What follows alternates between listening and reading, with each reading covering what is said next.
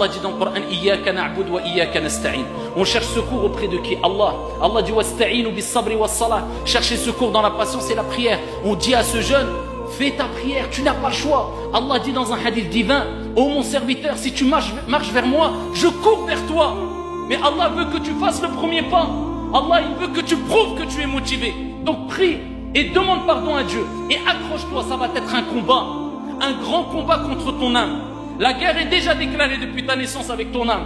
Est-ce que tu vas gagner le combat ou est-ce qu'elle va gagner? Mais il est important de savoir que tant que tu es vivant et que tu t'accroches à la religion, Inch'Allah, Dieu t'aidera. Car Dieu, ici, n'abandonne pas son serviteur qui fait le premier pas. Parmi les causes aussi, il est important d'aller voir des médecins, aller faire une cure de désintoxication ou aller voir des psychologues et abandonner toutes ces paranos ici qui touchent beaucoup de gens. Quelquefois des parents viennent et disent mon fils il est mejnoun, mon fils il a un mes, mon fils il a 100 djinns en lui. Tu parles avec lui 10 minutes, tu vois Mskin il est rempli d'égarements, il est dans les drogues depuis 20 ans, il a ni djinn ni rien du tout.